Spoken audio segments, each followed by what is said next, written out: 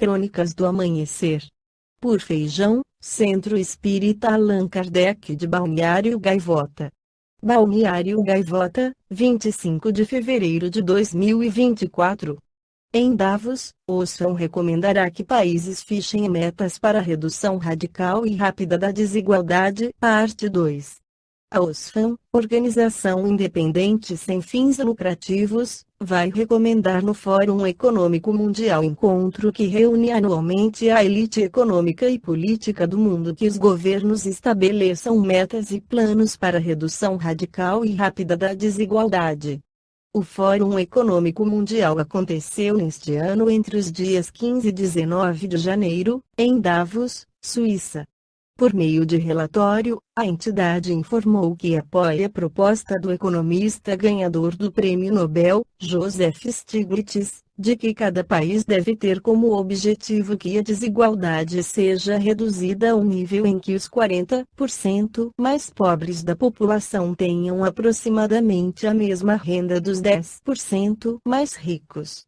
O G20, liderado pelo Brasil, e o processo de reforma da Cúpula do Futuro da ONU tem um papel fundamental na união dos países do Norte e do Sul globais para tornar o mundo um lugar mais igualitário, reduzindo a desigualdade entre países e dentro de cada um deles, acrescentou a Oxfam. A agenda da Oxfam está alinhada com o governo brasileiro. Em setembro do ano passado, o presidente Luiz Inácio Lula da Silva defendeu, em discurso na cúpula de líderes do G20, essa diretriz. Em dezembro de 2023, o ministro da Fazenda, Fernando Haddad, falou em tributar a riqueza e aumentar gastos para combater a desigualdade. No Livro dos Espíritos, Allan Kardec esclarece sobre a desigualdade das riquezas nas questões 808. A desigualdade das riquezas não se originará das faculdades, em virtude da qual uns dispõem de mais meios de adquirir bens do que outros? Sim e não. Da velhacaria e do roubo, que dizes, mas, a riqueza herdada, essa não é fruto de paixões más. Que sabes a esse respeito? Busca a fonte de tal riqueza e verás que nem sempre é pura. Sabes, porventura, se não se originou de uma espoliação ou de uma injustiça? Mesmo, porém, sem falar da origem, que pode ser má, acreditas que a cobiça da riqueza, ainda quando bem adquirida, os desejos secretos de possuí-la o mais depressa possível, sejam sentimentos louváveis? Isso que Deus julga, eu te asseguro que o seu juízo é mais severo que o dos homens. 809.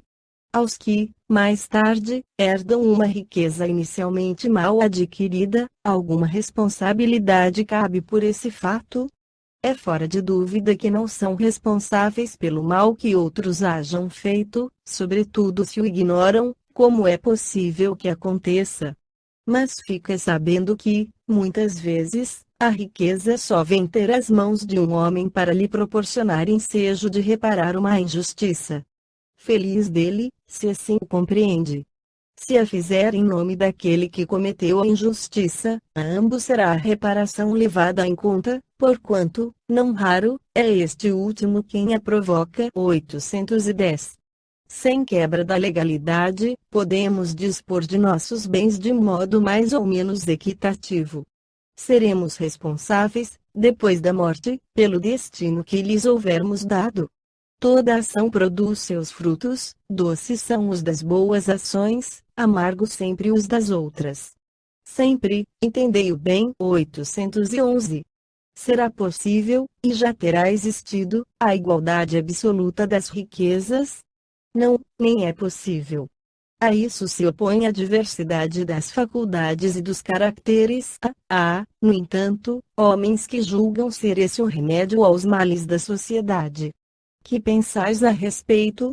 São cultores de sistemas, esses tais, ou ambiciosos cheios de inveja. Não compreendem que a igualdade com que sonham seria curto prazo desfeita pela força das coisas. Combatei o egoísmo, que é a vossa chaga social, e não corrais atrás de quimeras. 812. Por não ser possível a igualdade das riquezas, o mesmo se dará com o bem-estar.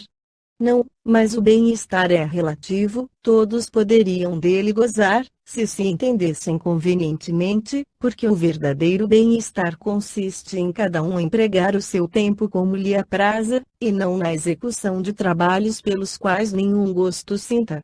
Como cada um tem aptidões diferentes, nenhum trabalho útil ficaria por fazer.